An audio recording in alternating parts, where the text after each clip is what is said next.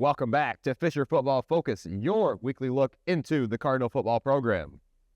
I'm Jacob Rodriguez, and the Cardinals are coming off a 21-7 win over Alfred University on Saturday, improving to 3-1.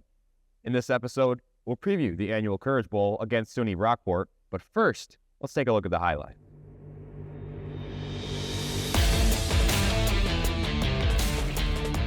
The story of this game was the Cardinal defense. Alfred receives the kickoff, and on 2nd and 3, Tim Vandenbrink punches one out. Fumble is jumped on by Trent Hill. Fisher takes over. A few plays into the first Fisher drive, Camden Chance breaks one open for a house call, 7-0 St. John Fisher. Alfred on their own 24, a costly miscommunication between Chris Kelly and Bidwell leads to another Saxons turnover. The Cardinals capitalized on a short field, finding the end zone on their first two drives of the game after Mason Lister put his body on the line for 14-0 Cardinals. The Saxons now looking for a response. Chris Kelly finds a hole in the zone and connects for 26 yards to Johnny Roseberry. Alfred would make it a one-score game after a touchdown pass to Carmine Hogue, 14-7. Now here is when the Cardinal defense really turned up the intensity. Pass complete to Hogue down at the 1-yard line. Then, with their backs against the wall, the Cardinal defense stuffs 4 straight run plays for a turnover on downs. In the third, Saxons in the red zone again. Kelly to Roseberry, who is brought down at the 2. On 4th and goal, Alfred tries some trickery, but it's blown up in the backfield by Colin Faust for a loss of 13 and a turnover on downs. Alfred's offense continued to threaten. Kelly has his man but misses high, and the tip was snared by a diving Colin Clark. Late in the 4th, Fisher trying to run the clock out, holding on to a 7-point advantage. Deontay Hall to the ground for a pickup of 11. A few plays later, Hall breaks a few tackles and bulldozes through the defense to put the game out of reach. Fisher improves to 3-1 and matches their win total from last season. Final score, Fisher 21, Alfred 7. Let's kick it to the interviews. Joining us now for another episode of Fisher Football Focus is head coach Ed Raby. Coach, welcome back. Thanks for having me. A lot of guys contributed in the win on Saturday, and it was a great team win. We have to highlight the defense, who allowed just 7 points and caused 4 turnovers in this game, including 2 goal line stands.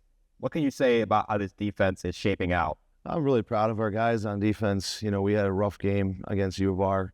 Thought we didn't play very well. Thought we didn't coach very well that game. So it was a big bounce back week for us defensively. I think the big thing that we learn from our guys every week is we're very resilient. You know, it wasn't a perfect game defensively, but we knuckled down, especially in the red zone. We've been playing pretty good red zone defense pretty much all year. So I was very, very proud of our guys and how we responded this week. And you captured your first conference win this past weekend. Obviously, you want to win them all, and you've told us that it's just 1 week at a time, but are games against E8 opponents more important? Well, they're more important in the sense that they count towards league play, but every game is important. You know, it is 1 week at a time, and the Empire 8 is very, very challenging. So you can never look ahead. You know, every team is going to be very prepared to play, and every team's got great players and great coaches. So we're on to the next one, and we're just focused on Brockport this week.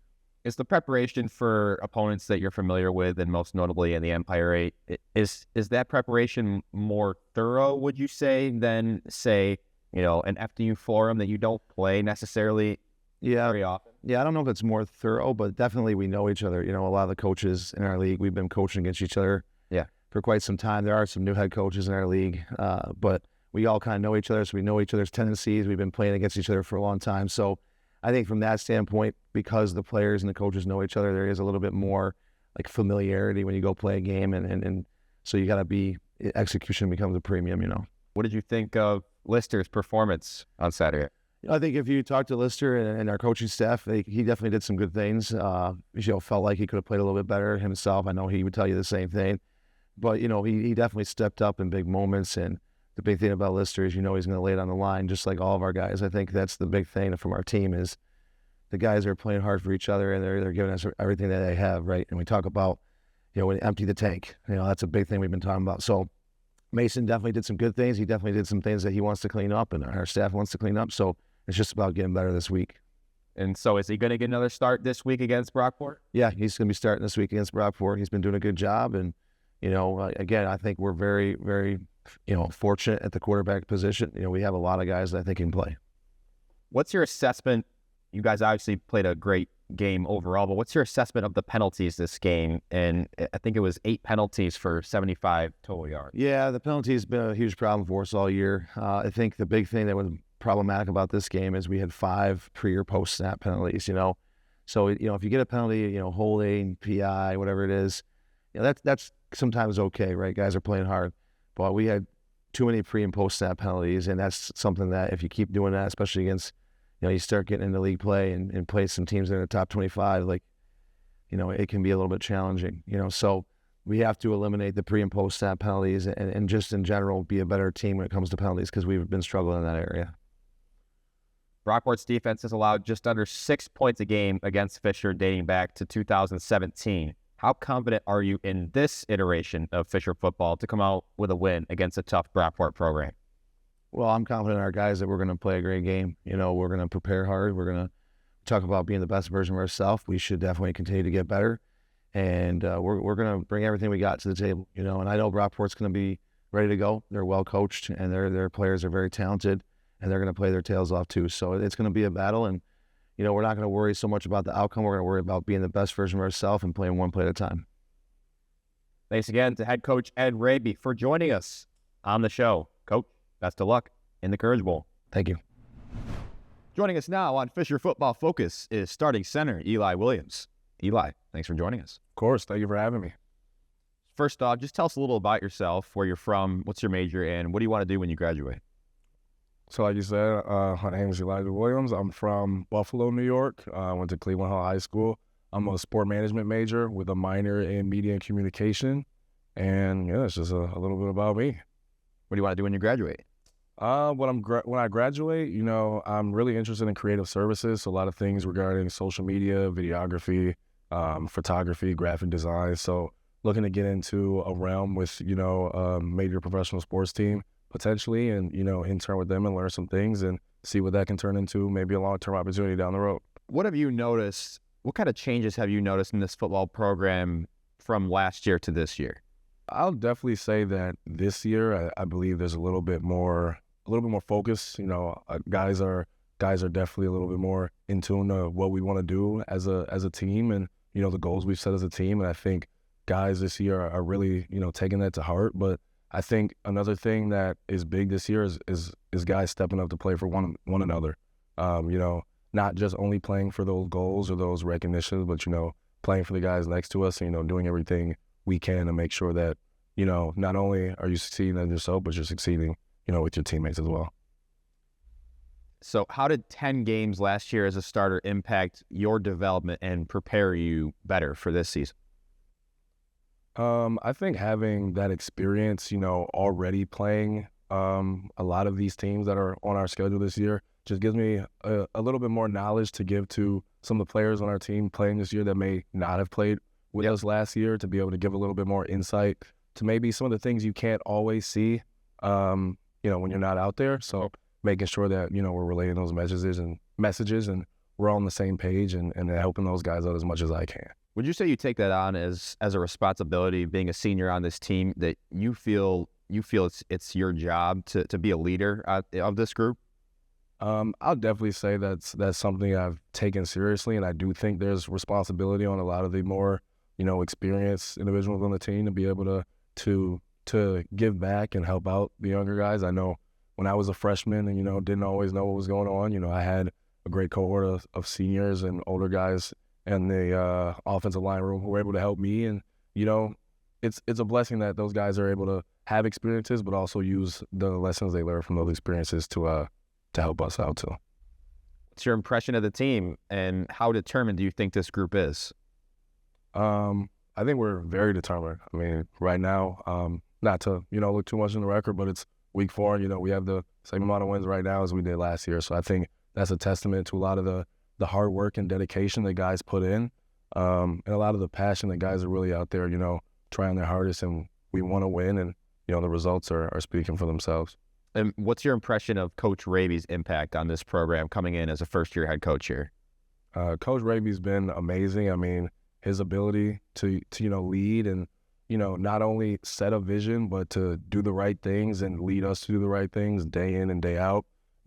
every week to make sure we're on the right path towards that vision, I think is amazing. And I think with the leadership we have in the coach's office, I think that leadership trickles down right to our players and allows us to be, focused on all the right things. What's your goal for the season in your final year with this Cardinal football program? My biggest goal, there's been a goal since freshman year, is to play past week 10, play in the postseason. That's something that I feel like we're more than capable of doing. That's something I feel like we have the right pieces in place. I think I'm not the only one that wants that goal. We definitely want to be, playing past our schedule that's put out before the year, but just making sure we're doing the right things week in and week out, winning each week to compound a great season together. We thank Eli Williams for joining us on the show. Eli, best of luck heading into the Courage Bowl. Thank you. Thank you for having me. Joining me now on Fisher Football Focus is head coach of SUNY Brockport football, Coach Mangoni. Coach, welcome to the show. Thanks for having me. So you've been the head coach since 2013. What kind of culture have you worked to build within the program, and how do you expect that to show up on the field on a game-to-game basis? Yeah, I think we're a competitive-based, effort-based deal here. We're obviously concerned with performance, certainly, because that usually dictates the outcome of games. But our focus on really preparing the right way and then giving great effort every day. And we believe if we prepare correctly and we give great effort, and then in the off season, we do a good job of identifying, connecting with, and getting good young men to commit to our program, the results will take care of themselves. So when you watch us play, we want you to see and feel our effort and our want to and our brotherhood, and that should come across every time we step on the field. And you've coached 133 all-conference players, 41 all-regional, and 12 D3Football.com All-Americans during your tenure. What is it about you and your program that just churns out talent year after year? I think the big thing is first and foremost, it starts with our staff. I think we've got a great connectivity. We have had guys from the minute that I've took over that have joined this program that have done a fantastic job in doing what I kind of mentioned a minute ago, connecting with kids. I think you get into this because you love the relationships. Certainly football is a huge part of what we love, but I think the older you get, the more you do this, the relationships are kind of the forefront of our focus. And when you can connect with a kid, I think you can coach them harder. And you don't coach them harder to demean them by no means. You're coaching them hard to take them to places where maybe they're not so comfortable to get to. And right. I think when you first can turn on somebody's film and certainly see their talent level, you say, okay, this kid can do this now, but when I get a hold of them, they're going to be able to do this. And that's our goal. Take them from step A to maybe step Z as fast as we can, and develop and nurture and obviously challenge. When you look at Fisher's football team this season, what strengths jump out to you as keys to preparing for them? Energy. Whenever there's a new coach in a program, and I have the utmost respect for Coach Vosberg. He treated me unbelievably fairly when I was an assistant coach. He did look at me different when I was an assistant or a head coach, and some people do that for whatever reason. He was very genuine human being. He loved his kids, and he had a terrific run as the head coach there. And now that you have Coach Rabi in there, he's a guy that we've competed against at previous stops, so we're familiar with him. In terms of his personality, great guy. And I think he's a guy that's going to be perfect to lead this program going forward. But there's a sense of fresh air. Currently 3 wins, which I think equates what they had all of last year. So, yeah, their energy level, how they're running around the field, they're feeling good about themselves as they should be. I think that stands out on film. What does the Courage Bowl mean to you personally and to Brockport as a program, knowing the impact that it has on Camp Good Days and the Rochester community? Yeah, I think it's awesome. It's something that we've been very blessed and honored to be a part of. I think I didn't know kind of how big Camp Good Days was prior to this, and it's really opened my eyes to what they have done and what they continue to do and what they're going to do for a long time behind Gary and Wendy Mervis.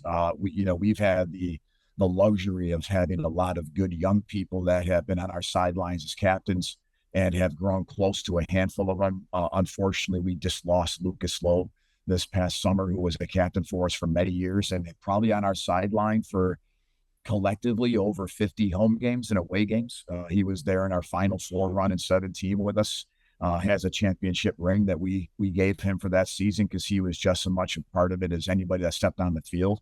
And it's always, for me, when we started this journey with Camp Good Days in St. John Fisher, my two boys were, I would say 5 and 4, 6 and 5, somewhere in that range. So it was really humbling to see young people battling things that we can't imagine.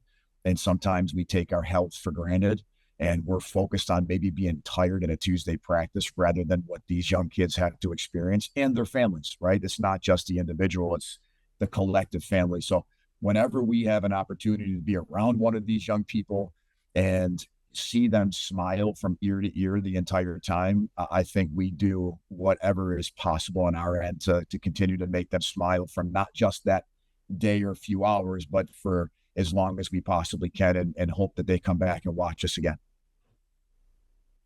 You've been able to hold down Fisher's offense mightily in recent history. What do you attribute that to?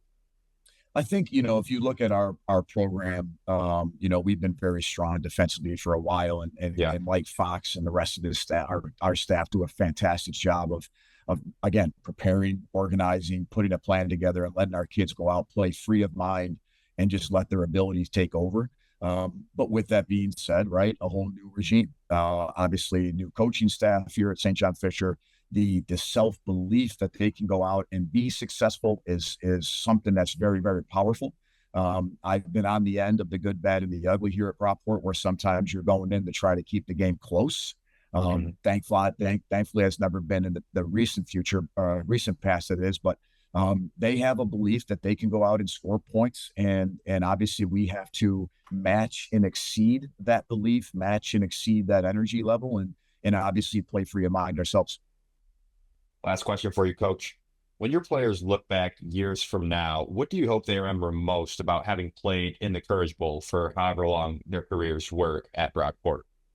What an impact you can make on somebody else. I think sometimes you're so focused on your daily activities, what you need to do individually to become successful, which is obviously imperative in anybody's life. But I think you can really make an impact in your own life by making an impact in somebody else's. And, one thing we always tell people is we're not going to treat everybody the same. People come from different demographics, different areas, different problems. You can never walk in somebody else's shoes. So you should never judge somebody else because you have no idea what they're going through. And this is one of those examples where, these young people are battling things that we can't imagine. And if we can positively influence not just their day, but their week, hopefully their month and their life, that's something that's very, very powerful. Coach, thanks for taking the time today, and best of luck in the Courage Bowl and the rest of the way. Absolutely. Appreciate you having me. That's all for this week's episode of Fisher Football Focus. As always, we thank all of our guests for joining us. Let us know who you want to see next on the show. I'm Jacob Rodriguez, and as always, go Cardinals!